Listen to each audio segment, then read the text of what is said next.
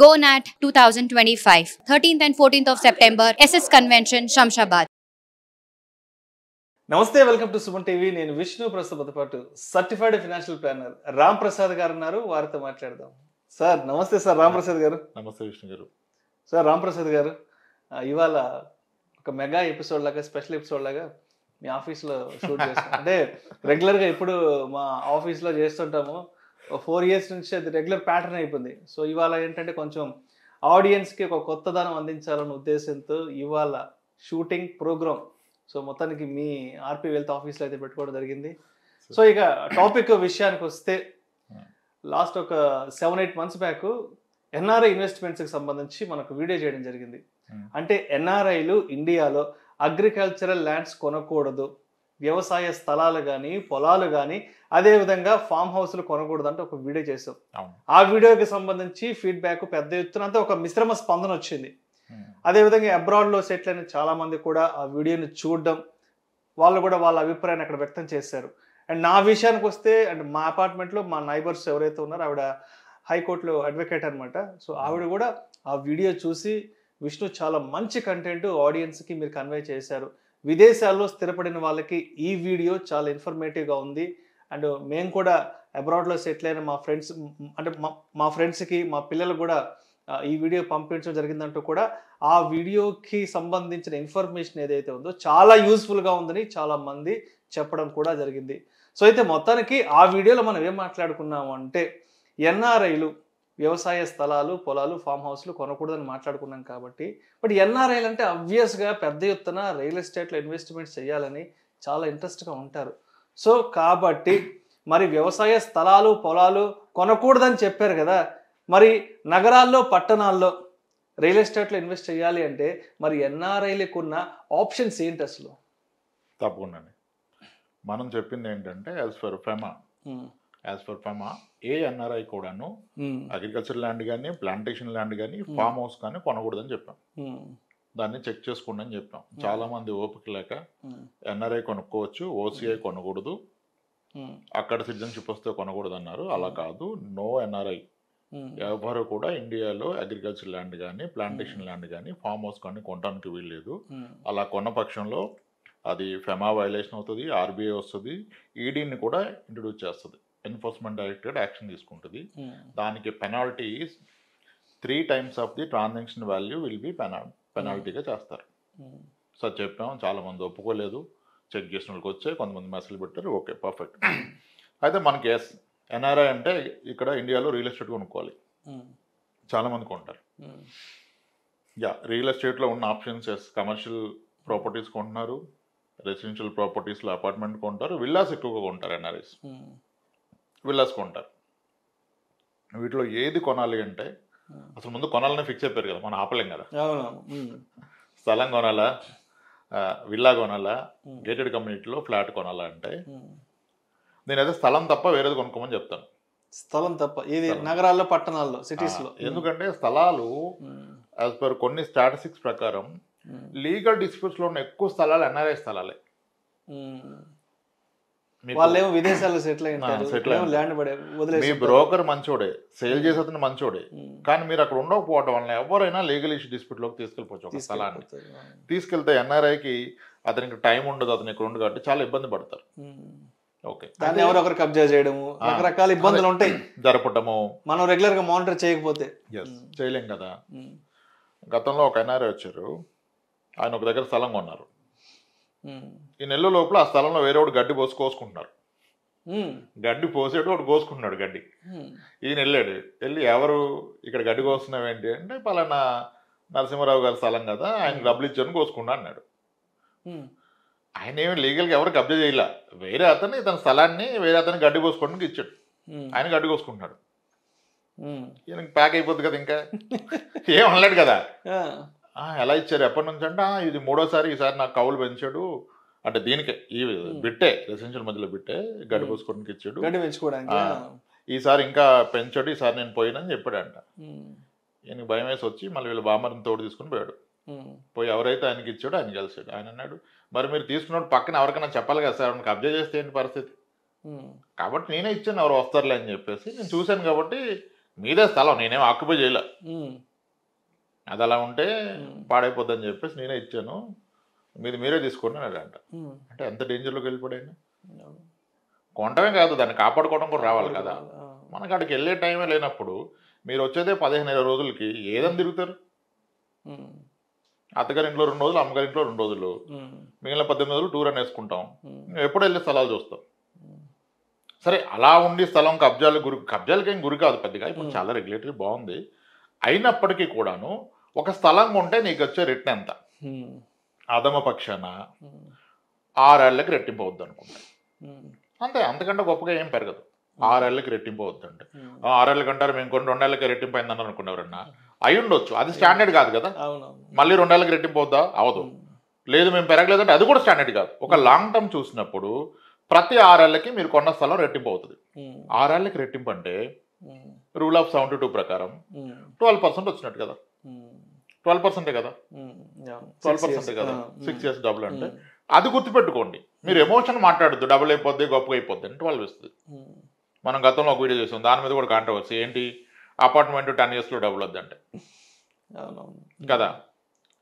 ఎక్కడ అపార్ట్మెంట్ కొన్నా ఎన్ని సంవత్సరాలు ఓల్డ్ అయినా ప్రతి 10 ఏళ్ళకి అపార్ట్మెంట్ డబుల్ అవుతుంది. మీరు కొన్న అపార్ట్మెంట్కి యాన్యువల్లీ 3% వరకు రెంటల్ ఈల్డ్ వస్తుంది. అంటే ₹1,00,00,000 అపార్ట్మెంట్ కొనుక్కున్నట్లయితే నెలకి 25,000 రెంట్ గ్యారంటీ. నెలకి 25,000 అంటే సంవత్సరానికి 3 లక్షలు. ₹1,00,00,000 పెట్టుబడి మీద 3 లక్షలు అంటే 3% వచ్చినట్టు కదా.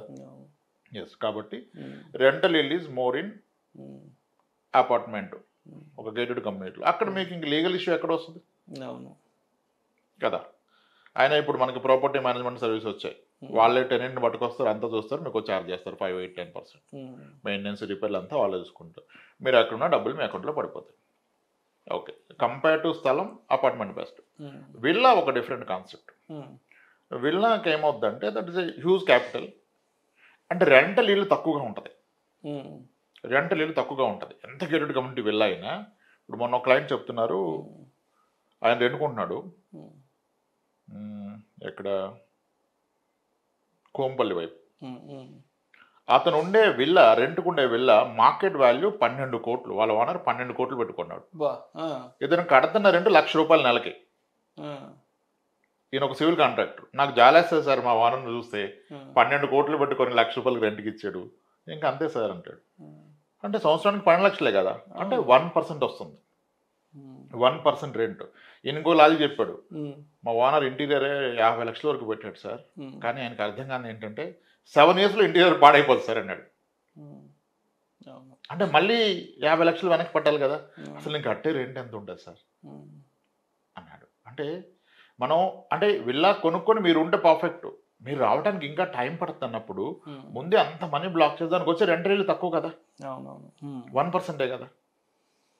ఓకే, ఇప్పుడు గేటెడ్ కమ్యూనిటీ అపార్ట్మెంట్ కొంటే 3% వేసుకుందాం లోయర్ సైడ్. ఒక విల్లా కొంటే ఎంత గేటెడ్ కమ్యూనిటీ విల్లా కొన్నా మన క్యాపిటల్ ఎక్కువ కాబట్టి దాని రెంట్ రేట్ తక్కువ. అది మేబీ కమర్షియల్ ప్రాపర్టీ కాస్త రెంట్ రేట్ ఎక్కువ ఇస్తుంది. కానీ ఇక్కడ వీళ్ళు మిస్ అవుతుంది ఏంటంటే వీళ్ళు ఎన్ఆర్ఐ స్టేటస్ డిస్క్లోజ్ చేయట్లేదు కొన్నప్పుడు. As an NRI you are supposed to buy everything in NRI status. NRI స్టేటస్లో కొంటే మీ టెనెంట్ మీకు ఇచ్చే రెంట్లో 31% డిడక్ట్ చేసి ఇవ్వాలి టీడీఎస్. 31% స్ట్రైట్ అవర్ డిడక్ట్ చేస్తాడు. మీరు మళ్ళీ ఐటీఆర్ ఫైల్ చేసి ఇండియాలో ఇన్కమ్ ట్యాక్స్ ఫైల్ చేసి ఆ ఇయర్ మీకున్న ఇన్కమ్లో చూసుకొని అవును వస్తే రిఫండ్ వస్తుంది. అంటే టెనెంట్ కూడా problem. Tenant is suppose to fill 15CA fill చేసి ఈయన టీడీఎస్ కట్ చేసి డిపాజిట్ చేయాలి ఇన్కమ్ ట్యాక్స్ దాంట్లో ఆయన ప్యాన్ మీద. అంటే మీకు వచ్చే దాంట్లో మళ్ళీ 30% వెళ్ళిపోతుంది కదా.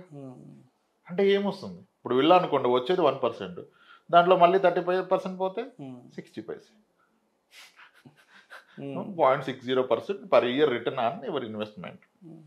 నేను వచ్చినప్పుడు ఉంటా అంటే ఎస్, మీరు వచ్చిందాక ఆ డబ్బు అక్కడే వేరే దగ్గర పెడితే పెరగదా, FCNR FDలో పెడితే పెరుగుతుంది, ట్యాక్స్ ఫ్రీ.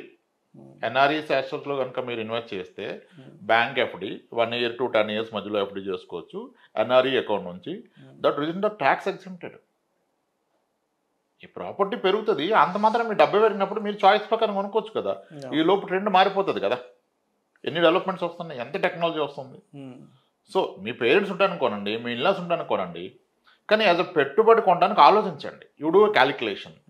అండ్ ఈ ఫెమా వైలేషన్ చేయొద్దు. That's going to be very big challenge in future. ఇప్పుడు చాలా మందికి నోటీసులు వచ్చాయి. ఇది ఎన్ఆర్ఐ స్టేటస్ చెప్పకుండా డిస్క్లోజ్ చేయకుండా. అసలు మనం ఫెమా వైలేషన్ అవుతుంది అగ్రికల్చర్ ల్యాండ్ కొనొద్దని చెప్తే అసలు ఇండియన్ సేవింగ్స్ అకౌంట్ మెయింటైన్ చేస్తున్న ఉన్నారు. That is a clear FEMA violation. అవును.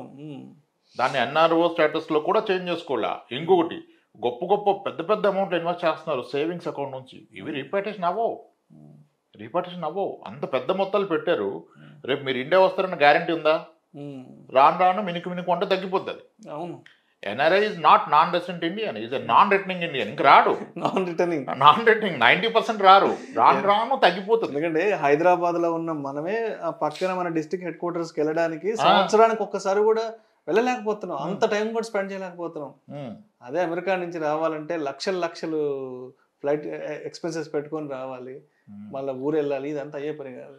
కాబట్టి మీరు పెట్టే ప్రతి రూపాయిని ఆలోచించండి. How are you going to utilise this in future? వస్తే ఉంటా అన్నారు, వస్తారన్న గ్యారెంటీ ఉందా? ఒక ఆయన వెళ్ళాగా ఉన్నాడు, ఈ లోపు ఆయన గ్రీన్ కార్డు వచ్చింది, హోప్స్ పెరిగిపోయాయి. యుఎస్ లో 100 ప్రజలు ఉంటాయిగా, మళ్ళీ ఎలక్షన్ వస్తే ఎవరు వస్తారు, ఏమవుతుంది అని మళ్ళీ ఇదొక సంవత్సరం ముందు నుంచే మళ్ళీ దీని మీద కొంత సరే వచ్చేద్దాం ఇంకెందుకని వస్తే ఈ లోపు గ్రీన్ కార్డు వచ్చింది, మళ్ళీ is thinking of staying back. పిల్లలు ఎలాగో సిటిజన్స్ ఎక్కడి నుంచి వస్తారు? అంతే కదా. అంటే రావటం మంచిదే, కానీ ఒకళ్ళు రాకపోతే మీరు రీపార్టేషన్ చేయగలుగుతారా? మీరు క్లియర్ ఎన్ఆర్ఈ అకౌంట్ నుంచి ఎన్ఆర్ఓ అకౌంట్ నుంచే పర్చేస్ చేయాలి. వైలేషన్ చేసి ఇండియాలో సేవింగ్స్ అకౌంట్ పెట్టుకుంటే మాత్రం బిగ్ ట్రబుల్లోకి వెళ్ళిపోతారు. The penalty is 3 times of the transactional value. Agriculture land కొంటే ఆ ల్యాండ్ ఎవరి దగ్గర కొన్నారో వాళ్ళకి రిటర్న్ ఇచ్చాలి. Penalty cut. ఇక్కడ ఫార్మర్ మీకు వెనక్కి డబ్బులు ఇస్తాడా? ఇవ్వడు. జరగలేదు ఇప్పటిదాకా, జరుగుతుంది. ఎందుకు చూస్తున్నారు? టెన్షన్ తెచ్చుకోవడం. You are not supposed to buy. అదేంటో కానీ నాకు తెలిసిన చాలా మంది సంవత్సరానికి 5 ఎకరాలు 10 ఎకరాలు కొంటుంటారు, అబ్రాడ్ లో సెటిల్ అయి ఉంటారు. ఊరు వెళ్తే ఏమో వాళ్ళ పేరెంట్స్ చెప్తుంటారు, బాబు మొన్న 5 ఎకరాలు కొన్నాం, అక్కడ 10 ఎకరాలు కొన్నాం, అక్కడ 2 కోట్లు పెట్టి 3 కోట్లు పెట్టి. ఏంట్రా బాబు ఇంత డబ్బులు ఎక్కడి నుంచి వస్తున్నారా బాబు? మీరు చెప్తుంటే అర్థమవుతుంది. మరి అంటే ఇవన్నీ వాళ్ళు ఫాలో అవుతున్నారా లేదా? కొంతమంది ఏమో క్లవర్ గా పేరెంట్స్ పేరు మీద కొన్నా ఉంటారు, అది కూడా వైలేషన్. పేరెంట్స్ పేరు మీద కరెక్ట్, అది కూడా వైలేషన్. ట్రాన్సాక్షన్ ప్రతి తీస్తారు, అది కూడా వైలేషన్. ఇప్పుడు యాన్సెస్ట్రల్ ప్రాపర్టీస్ ఉండి వాళ్ళ తనంతరం వస్తే ఓకే, కానీ ఎన్ఆర్ఐకి ఒక ఎన్ఆర్ఐ అగ్రికల్చర్ ల్యాండ్ కొనడానికి లేదు, అది ఇంకొక ఎన్ఆర్ఐకి అమ్మడానికి కూడా లేదు. అంటే బేసిక్గా ఎన్ఆర్ఐ కొనుక్కున్నప్పుడు నేను ఎన్ఆర్ఐకి అమ్మకూడదు కదా. కానీ అంటే సరే అది కొని ఏం సాధిస్తారంటే లెక్కలేదు, ఎంతవరకు ఎమోషనే. ఊర్లో ఒక 10 ఎకరాల పొలం ఉంటుంది కానీ అంటాడు. అది ఎలా వాడతావు? నువ్వు వ్యవసాయం చేస్తావా? లేదు. నీ పిల్లలు వ్యవసాయం చేస్తారా? అసలు లేదు. మరి ఎవరు చేయనప్పుడు ఏంటి? అది నీ పెట్టుబడే కదా. పెట్టుబడి ఒక స్టేటస్ సింబల్ గా, ఓకే పలానా వాళ్ళకి ఊర్లో 10 ఎకరాలు 20 ఎకరాల ల్యాండ్ ఉంది ఫర్దర్ గా చెప్పుకోవడానికి. నీ పెట్టుబడి అంటే నువ్వు ఎక్స్పీరియన్స్ రిటర్నే కదా. పెట్టుబడి పెట్టినప్పుడు అది అంతే కదా. ఎన్ని నెలలో రిటర్న్ అవుతుంది? ఎన్ని నెలలో డబుల్ అవుతుంది? అవుతుంది సార్ 8-9 years. 9 years లో డబుల్ అంటే ఎంత? 8% రిటర్న్ కొరక నువ్వు వైలేషన్ చేసి డిస్ప్యూట్లు తెచ్చుకొని మరీ పెడుతున్నావు. సో నచ్చదండి, ఓపిక లేదు ఎవరికి. మనం చెప్తేనే చాలామంది ఏమాత్రం ఆలోచించకుండా నీకు తెలియదు, ఎన్ఆర్ఐ కొనొచ్చు, ఓసీఐ కొనకూడదు, ఇక్కడ సిటిజన్షిప్ వస్తే కొనకూడదు, లేకపోతే కొనుక్కోవచ్చు అంట. ఒక 2 నిమిషాలు ఓపికగా చెక్ చేసుకుంటే దొరికిపోద్ది. ఎన్ఆర్ఐ ఇండియా వస్తే బ్యాంకర్ని, ఇన్సూరెన్స్ ఏజెంట్ని కాదు కలవాల్సింది, ముందు సీఎని కలవాల. మనమేమో రాగానే రియల్ ఎస్టేట్ బ్రోకర్ని, బ్యాంకర్ని, ఇన్సూరెన్స్ ఏజెంట్ని కలుస్తాం. ఎవరి ప్రోడక్ట్ వాళ్ళు అమ్ముకుంటారు. తర్వాత ఎవడన్నా వచ్చి హెల్ప్ చేస్తారా మనకి లీగల్ డిస్ప్యూట్లో మనం ఇరుక్కుంటే? కదా. సో రూల్స్ ఏంటి అనేది సీఎని కలుసుకోవాలి. నీకు ఫెమా ఉంటుంది, ఆర్బీఐ ఉంటుంది, ఇన్కమ్ ట్యాక్స్ డిపార్ట్మెంట్ 3 రెగ్యులేట్ చేస్తాయి. ఈ 3 రెగ్యులేటరీకి లోబడి ట్రాన్సాక్షన్ చేయాలి.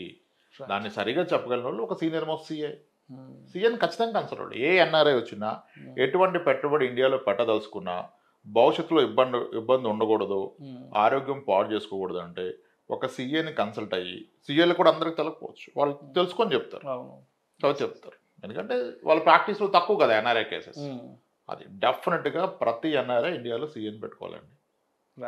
దానికి సంబంధం లేని వాళ్ళతో మాట్లాడిన నిర్ణయాలు తీసుకోవచ్చు. సో ఓవరాల్గా కన్క్లూజన్గా మరి నగరాల్లో పట్టణాల్లో ఇన్వెస్ట్మెంట్స్ చేయాలి అనుకున్న ఎన్ఆర్ఐలకి మీరు ఏం చెప్తారు? అంటే ఏదైనా కమర్షియల్ స్పేసెస్ లేదంటే పెద్ద పెద్ద విల్లాలు, అపార్ట్మెంట్స్లో ఫ్లాట్లు కొనాలి అనుకుంటే కన్క్లూజన్గా మీరు ఇచ్చే సలహాలు, సూచనలు ఏంటి? అసలు కుండ బద్దలు కొట్టినట్లుగా ఏముంది సార్, ఇప్పుడు ద పర్పస్ ఆఫ్ ఇన్వెస్ట్మెంట్ ఏంటి?